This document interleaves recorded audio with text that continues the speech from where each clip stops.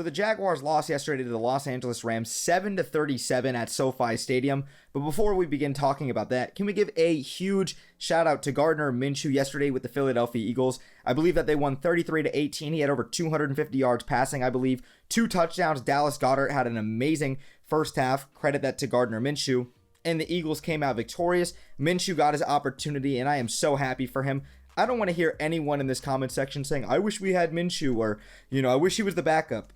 You guys, I was a big advocate for Gardner Minshew to be traded, and I'm happy he got traded. I was ecstatic he got traded because I said I want him on the Washington football team or on the Philadelphia Eagles, and sure enough, he got traded to the Eagles. Way back when I said that, I have the receipts.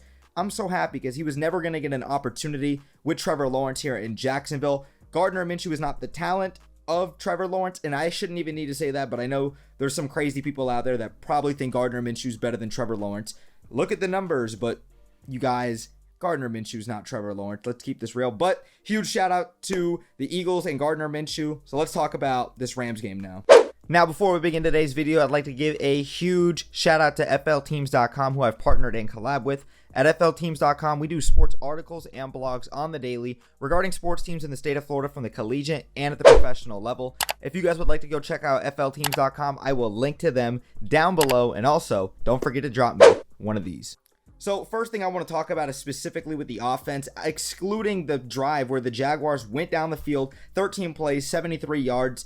I think they had over 6 minutes for the time of possession in the first half, and they went down and got that touchdown at the goal line. Carlos Hyde ran it in. You love to see Malcolm Brown celebrating on the sideline with Urban Meyer. Outside of that one drive, the Jaguars obviously did not score the rest of the game. Jaguars just did not look good. And honestly, a lot of it is just injuries and play calling. That's it. And it's obviously Darrell Bevell calling these offensive plays. Like, why do I see Laviska Shenault running it up the middle? Or why do I see Laviska Shenault running almost like, toss out to the left, right into the middle of traffic? Like, he's not fast enough to do that. He is more, I guess, of a downhill runner, but you still shouldn't run him up the middle. Laviska really shouldn't be in the backfield like that. You got to get him more creative ways to get the ball. If you want to do something like a Deebo Samuel with Laviska Shenault.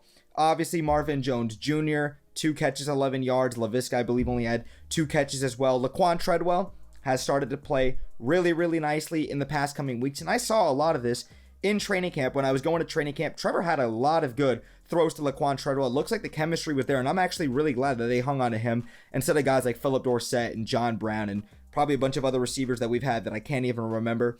This team's just derailed with injuries, and that's just really what it comes down to. Do you know how different this offense would look like with Dan Arnold, Jamal Agnew, Travis Etienne, and DJ Chark healthy?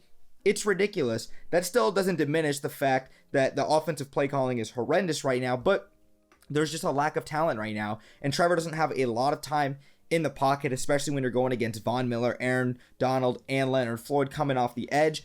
There's not much the Jags can do. We all expected this heading into this game, but it just shows that there's a serious lack of talent. The discrepancy is huge, but also the Rams are trying to vie for a Super Bowl this year. The Jaguars are in the first year of a rebuild. I love what I'm seeing from Urban Meyer on the sidelines. Y'all, I know a lot of you guys do not like Urban Meyer, but I'm a big Urban Meyer advocate. Not even going to get too deep into that, but I love just seeing him celebrate on the sideline with Trevor. He's got a good repertoire. You saw it with Malcolm Brown. I just think Urban's a good guy, but not even going to get into that because that's a topic for another day, and I'm not going to discuss that again until next year when we are halfway through the season next year and we have some more time. But the offense was just pretty bad. Trevor Lawrence has the throws. I think he only really had 2 off-target throws that I can recall. One to James Robinson in the backfield, threw it over his head.